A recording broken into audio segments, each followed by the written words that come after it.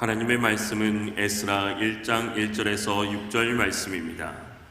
에스라 1장 1절에서 6절 말씀입니다. 구약성경 711면입니다.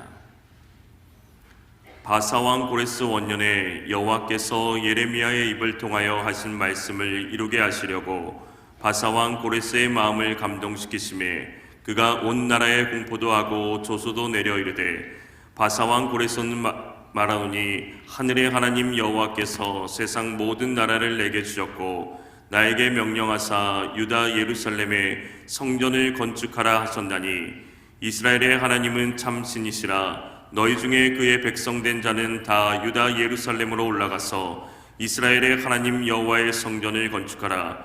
그는 예루살렘에 계신 하나님이시라. 그 남아있는 백성이 어느 곳에 머물러 살든지 그곳 사람들이 마땅히 은과 금과 그 밖의 물건과 짐승으로 도와주고 그 외에도 예루살렘에 세울 하나님의 성전을 위하여 예물을 기쁘게 드릴지니라 하였더라.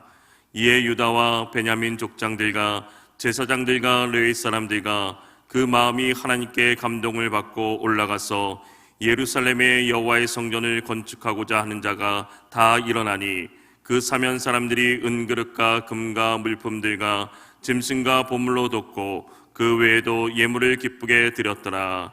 아멘. 오늘은 새해 둘째 날입니다. 어제가 새해 첫째 날이었으니 말입니다. 2024년이 시작된 것이 한 달 열흘이지만 어제가 음력으로 새해 첫날이었으니 오늘은 음력으로 새해 둘째 날입니다. 무엇을 기준으로 하느냐에 따라 이렇게 달라지지요. 낮에 뜨는 해를 기준으로 하느냐, 밤에 뜨는 달을 기준으로 하느냐에 따라 달라집니다. 유대인들의 새해 기준은 해도 달도 아니고 그들의 조상이 애굽에서 해방된 날을 새해 첫날로 삼습니다. 우리식으로 말하자면 광복절인 8월 15일이 1월 1일인 셈이지요. 그런가 하면 불교에서는 석가모니가 탄생한 음력 4월 초파일을 새해의 시작으로 삼습니다. 날이 바뀌고 달이 바뀌었다고 새해는 아니지요. 여러분의 새해는 언제입니까? 그리고 그 이유는 무엇입니까? 음력으로 정월 초하루 설을 맞는 가장 흔한 풍습은 떡국 먹고 세배하는 것입니다. 그런데 이맘때쯤 있었던 눈썹 세는 날이 갑자기 생각났습니다. 눈썹 세는 날, 무슨 날인지 아십니까?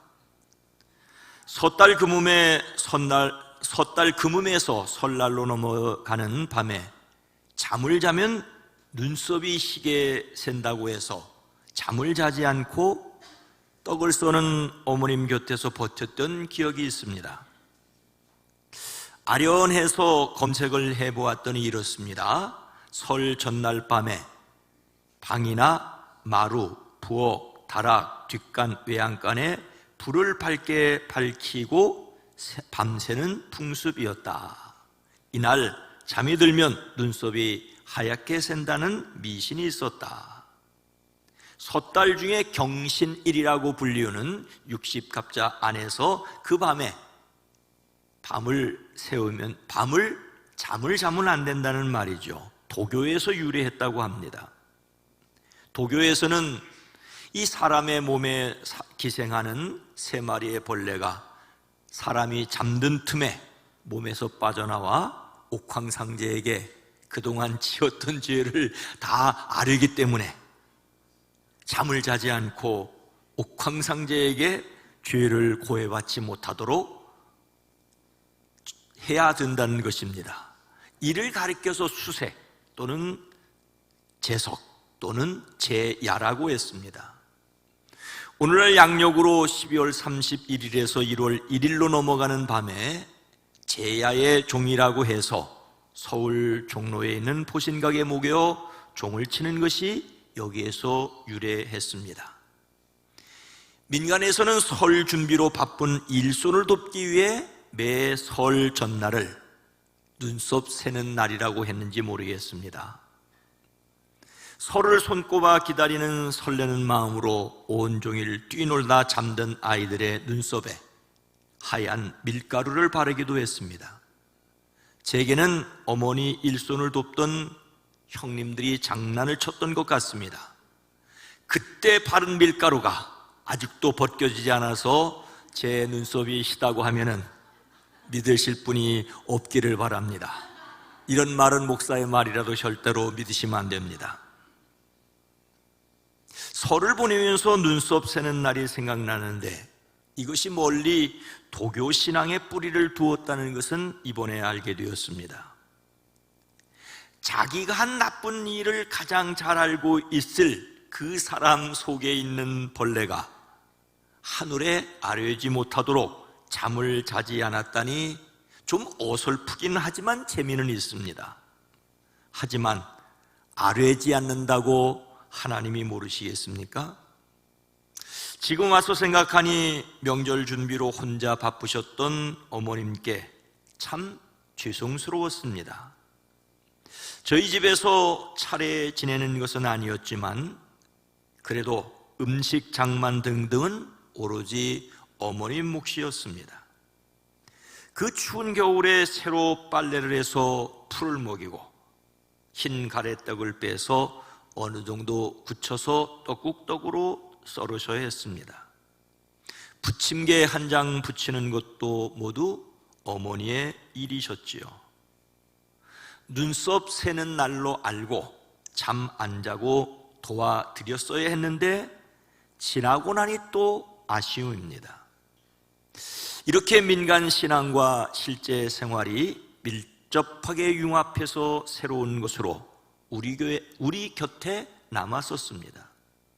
요즘은 잠 안 자고 일출 보겠다고 동쪽으로 달려가고 있지요. 오늘 말씀은 바벨론 포로가 끝나고 바사에 의하여 다시 예루살렘으로 돌아가는 귀환에 관한 내용입니다. 1절 말씀입니다. 바사왕 고레스 원년에 여호와께서 예레미야의 입을 통하여 하신 말씀을 이루게 하시려고 바사왕 고레스의 마음을 감동시키심에 그가 온 나라에 공포도 하고 조소도 내려 이르되 유다는 바벨론에 의하여 3차례에 걸쳐 포로로 잡혀갔죠. 첫 번째 포로로 잡혀갔던 대표적인 인물은 다니엘입니다. 고레스 시대까지 살아있었습니다. 두 번째 포로 때 대표적인 인물은 에스겔이었습니다. 그리고 세 번째는 예루살렘 성벽이 무너지고 성전이 파괴되고 가난한 사람들을 제외하고 모두 포로로 잡혀갔습니다. 이렇게 유다 나라가 망하였습니다. 이렇게 유다를 멸망시키고 성전을 파괴한 바벨론 제국의 역사는 그리 오래가지 못하였습니다. 채 100년을 채우지 못하고 성경에서 바사, 페르시아에 의하여 무너졌습니다. 바사왕 고레스는 왕위에 오른 첫 해에 바벨론에 의하여 포로로 잡혀온 유다 백성들에게 고국으로 돌아가도록 해방을 선포하였습니다. 바벨론의 정책이 포로로 잡아오는 것이었다면 바사의 정책은 포로에서 자유롭게 풀어주는 것이었습니다. 물론 아주 해방되어 유다 왕국을 건설하는 것이 아니었습니다. 바사 중앙정부가 총독을 임명하여 바사에 계속해서 충성하도록 하였지만 고유 풍속을 지키며 그들의 신앙을 가질 수 있도록 더 많은 자치권을 주었습니다. 이렇게 뒤바뀐 정책으로 바벨론에서 돌아가게 된 것을 오늘 말씀은 주님께서 예레미야를 시켜 하신 말씀을 이루시려고 바사왕 고레스의 마음을 감동시켰다라고 말씀하고 있습니다. 바사와 바벨론은 다른 정책을 펼쳤습니다. 그런데 그 배후에 하나님의 감동하심이 있었다고 말씀하십니다. 여호와께서 예레미야의 입을 통하여 하신 여호와의 말씀을 이루려고 하신 일이었습니다. 여기서 이룬다는 말은 끝낸다, 완성시킨다는 뜻입니다. 하나님께서 말씀하신 것을 완성하여 끝내기 위해 이런 일을 하셨다라는 말이죠. 하나님께서 예레미야를 통하여 일찍이 무엇이라고 말씀하셨습니까?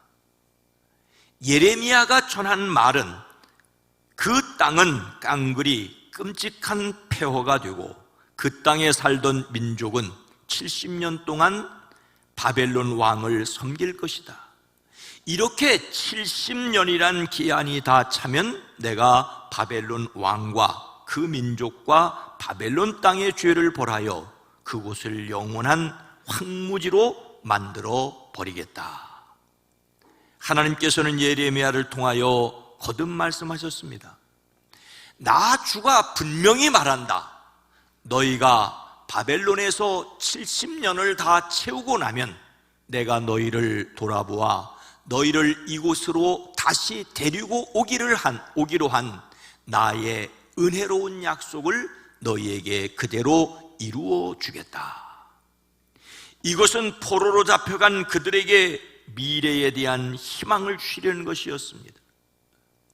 그들의 죄악을 심판하기 위해 바벨론에 의하여 나라가, 심지어 예루살렘 성전까지 무너지게 하셨지만 그들이 회개하고 돌이켜 하나님께 부르짖어 기도하면 돌아오게 하시겠다고 하셨습니다. 너희가 나를 찾으면 나를 만날 것이다. 너희가 온전한 마음으로 나를 찾기만 하면 내가 너희를 만나 주겠다라고 하십니다. 내가 너희를 포로로 보냈으나 나는 너희를 그곳에서 너희의 고향으로 다시 데려오겠다라고 하셨습니다. 그리고 이제 그 70년이 찼습니다.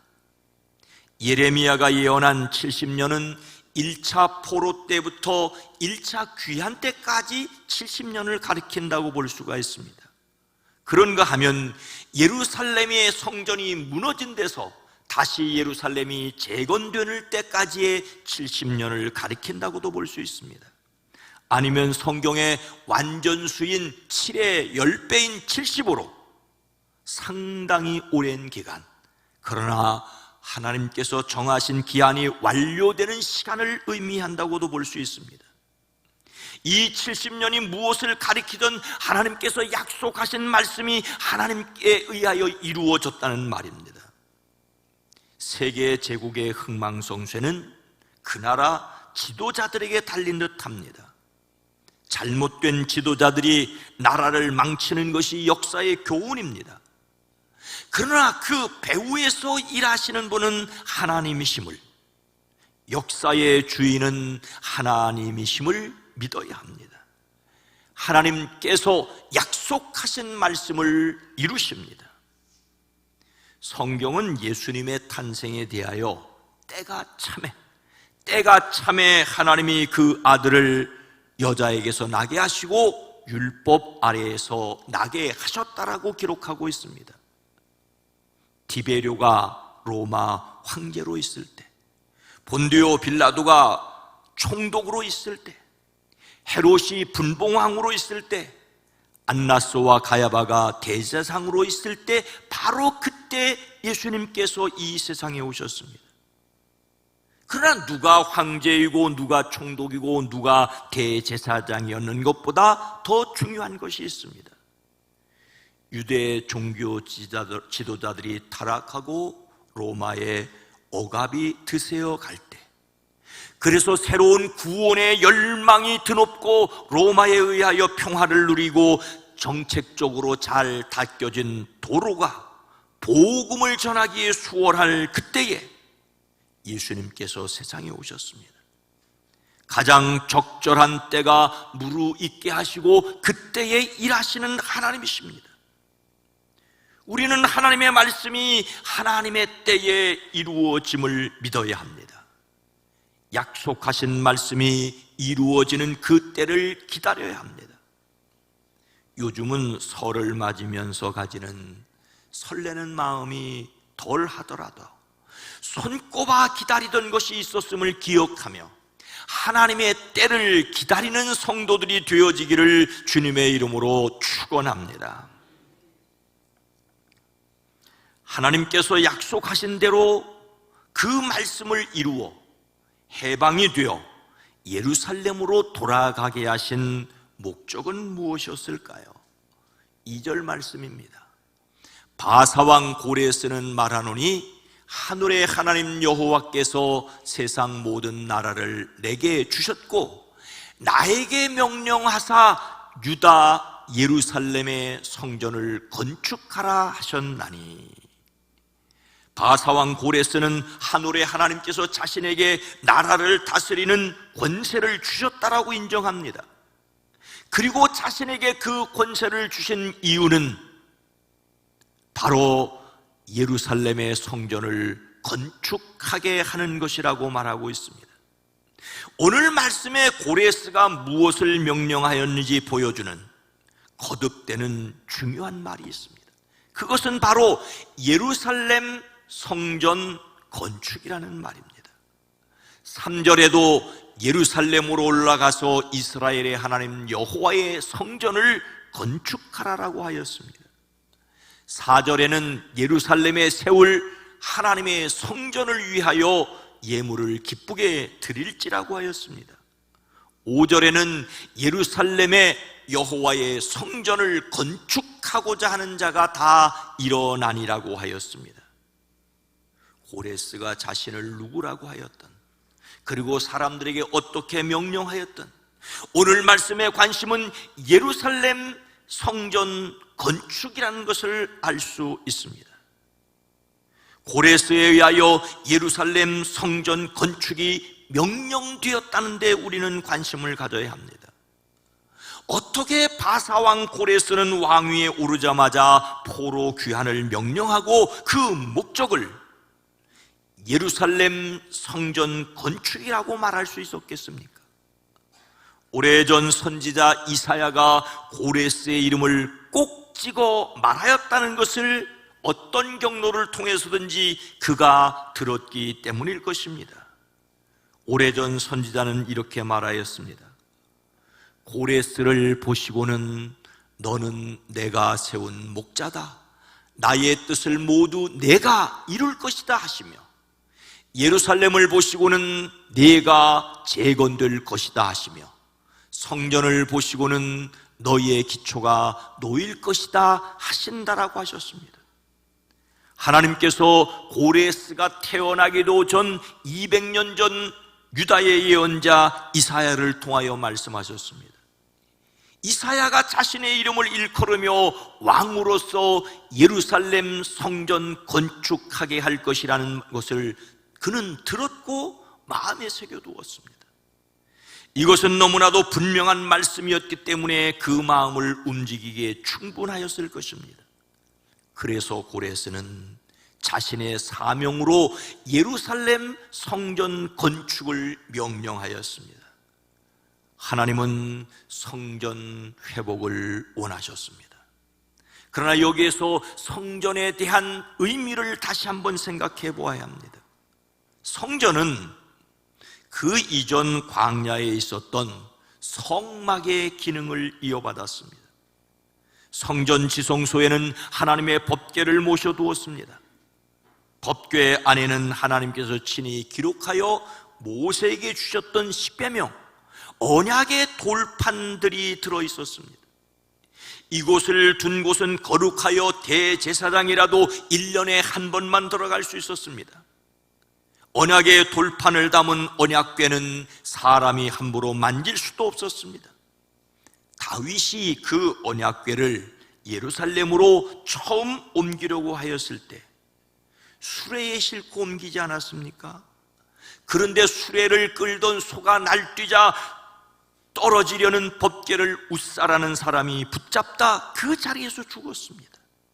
다윗은 너무나 큰 충격을 받고 법궤에 옮기는 것을 그만두었고 나중에 레위인으로 하여금 어깨에 메어 올리게 하였습니다. 그런데 여러분, 이 법궤는 블레셋 사람들에게 빼앗기기도 하였습니다. 무슨 신통한 능력을 발휘하여 사울의 군대에 도와주기를 바랬지만 아무런 능력도 발휘하지 못하고 도리어 빼앗기는 수모를 겪었습니다. 더욱이 바벨론에 의하여 솔로몬이 지은 성전은 철저히 약탈당하고 급기야는 완벽하게 파괴되었던 터였습니다. 하나님께서 고레스를 통하여 예루살렘의 성전이 다시 지어지기를 원하셨지만 그렇게 지어진 성전도 로마군에 의하여 돌 위에 돌 하나도 남지 않을 정도로 처참하게 파괴되었습니다. 그 흔적으로 남은 것이 고작 통곡의 벽으로 불리우는 서쪽 벽 일부입니다. 하나님께서 원하시는 성전과 사람이 짓는 성전이 다르다는 것을 알아야 합니다. 하나님이 함께 하시는 한에서만 언약궤는 거룩합니다. 하나님이 함께 하시지 않으면 같은 언약궤라도 그냥 돌멩이 넣어둔 궤짝에 불과합니다. 성전이라도 하나님께서 함께 하시지 않으면 바벨론 군대가 함부로 훼손할 수 있는 건물에 불과하였습니다. 하나님께서 함께 하시는 한 임재의 장소였습니다. 하나님께서는 예루살렘에 성전이 건축되기를 원하셨습니다. 그렇다면 정말로 하나님께서 예루살렘에 건축되기를 원하는 성전은 무엇이었을까요? 예수님을 그리스도로 믿는 사람들이 반드시 알아야 할 성전에 관한 내용이 있습니다. 고린도전서 3장 16절 말씀입니다. 함께 읽습니다. 너희가 하나님의 성전인 것과 하나님의 성령이 너희 안에 계시는 것을 알지 못하느냐. 하나님께서는 사도 바울을 통하여 고린도 교회에 엄청난 말씀을 하십니다. 바로 그들이 하나님의 성전이라고 말씀하십니다.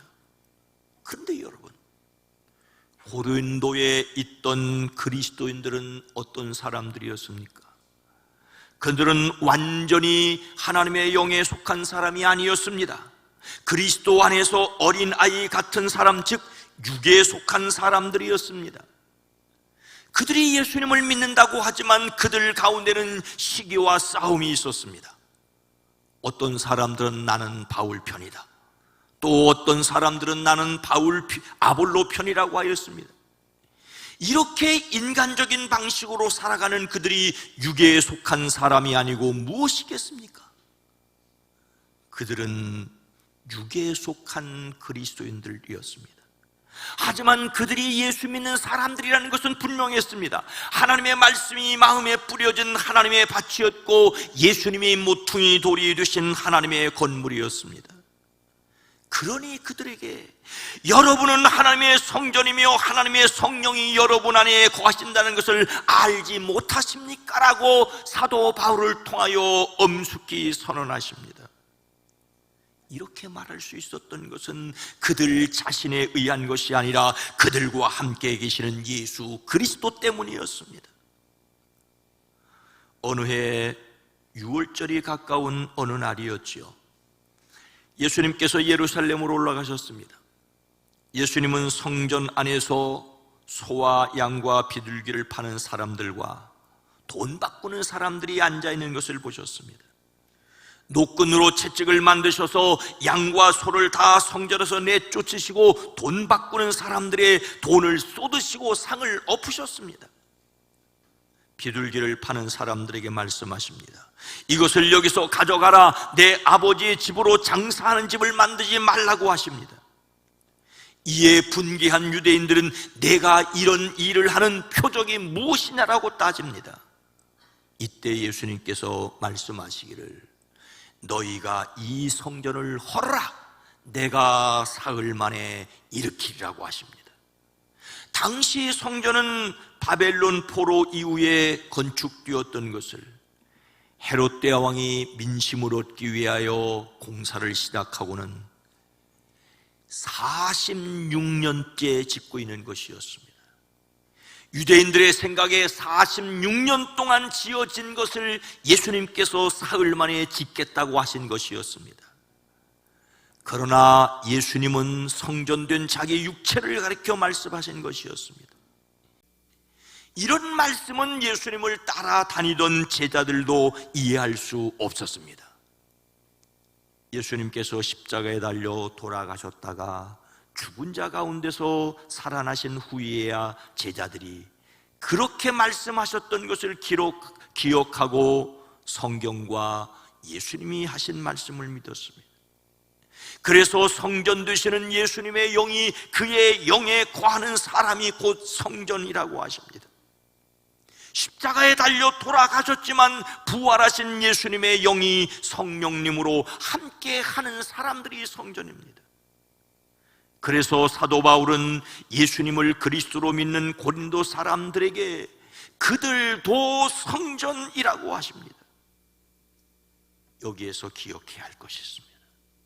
사도 바울은 그들이 성전이라는 것을 알지 못하느냐라고 반드시 알아야 한다고 강조합니다.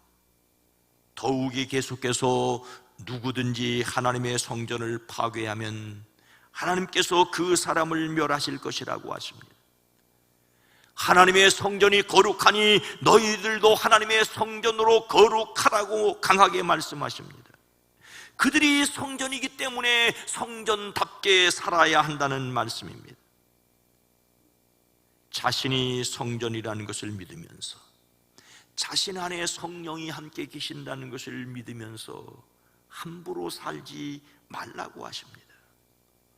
우리 때에 자신을 성전되게 해야 합니다. 하나님께서 천지를 창조하실 때 그 만드신 모든 것을 하나님이 보시기에 좋았습니다.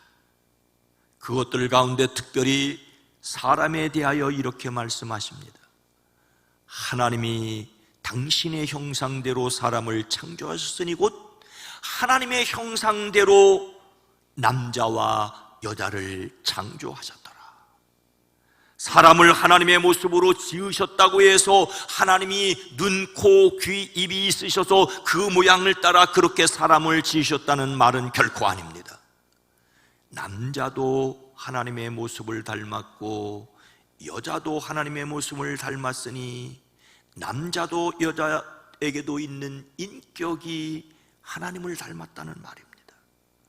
무엇보다도 하나님을 아버지라 부르고 예배하며 사귈 수 있음이 하나님을 닮은 가장 큰 특징입니다. 명절을 맞아 온 가족이 모이면 그렇게 달랐던 형제 자매들이 우리말 그대로 피는 못 속인다는 것이 여실하게 드러나지 않습니까? 그것처럼 사람은 하나님을 닮았었습니다. 그런데 이런 관계를 죄는 깨어지게 했습니다.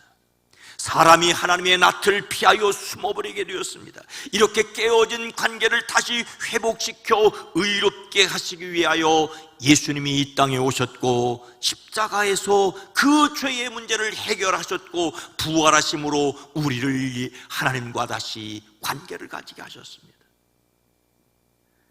그 증거로 우리에게 성령을 선물로 주셨습니다. 그래서 고린도의 그리스도인에게조차 너희가 성전인 것을 알지 못하느냐라고 하십니다. 예수님을 믿는 사람들은 자신이 성전인 것을 하나님의 성령님께서 약속대로 우리 안에 거하심을 믿어야 합니다. 그리고 성전답게 살아가기를 결심해야 합니다.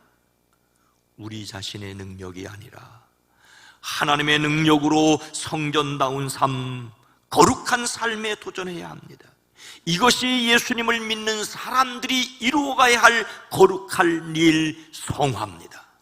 성화에 도전하는 사람들이 되어지기를 주님의 이름으로 축원합니다. 사랑하는 여러분, 이것이 무엇인지 아시겠습니까? 복절입니다.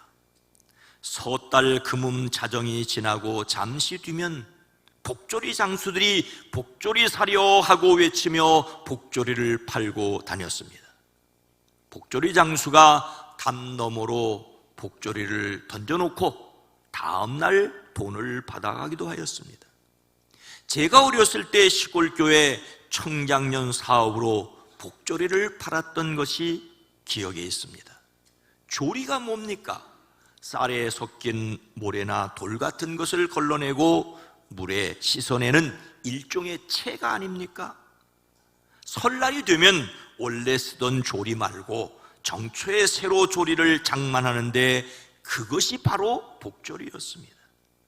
한 해 동안 사용할 개수만큼 조리를 사서 걸어 두었는데 복이 들어오기를 바라는 마음이었을 것입니다.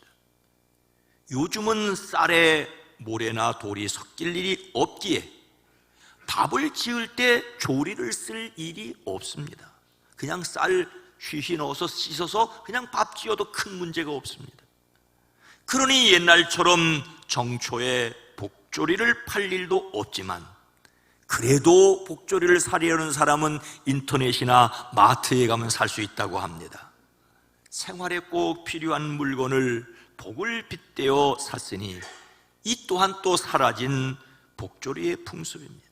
그런데 여러분, 우리는 그리스도 안에서 하늘에 속한 모든 신령한 복을 받았습니다. 그 가운데 으뜸은 우리가 하나님의 자녀가 되었다는 것입니다. 하나님의 자녀가 되었기 때문에 성령의 도우심으로 하나님의 자녀답게 성전답게 살아가야 합니다. 너희들이 착한 일을 하면 마침내 하나님의 자녀가 된다라고 말하지 않고 성령이 임하여 하나님의 자녀가 되었으니 하나님의 자녀답게 살아가라고 성경은 말씀하고 있습니다. 하나님의 자녀이기에 성전된 자신을 믿고 자신 안에 계시는 성령을 의지하고 이 땅에서도 하나님의 나라를 이루어가는 사람들이 되어지기를 주님의 이름으로 축원합니다. 거룩하신 하나님, 자비로우신 주여, 너희가 어느 정도 착한 일을 하면 비로소 하나님의 자녀로 받아주겠다라고 말씀하지 않고 부족함에도 연약함에도 그리스도 예수 안에 있는 믿음으로 말미암아 우리를 하나님의 자녀 삼아주시고 우리 안에 계신 성령으로 말미암아 성전답게 그리스도 예수의 사람답게 살아가기를 원하시오니 연약해도 부족해도 함께 계신 성령을 의지하고 거룩한 삶, 성화로 나가는 저희들의 삶이 되어지게 하옵소서. 예수님의 이름으로 간절히 기도드리옵나이다. 아멘.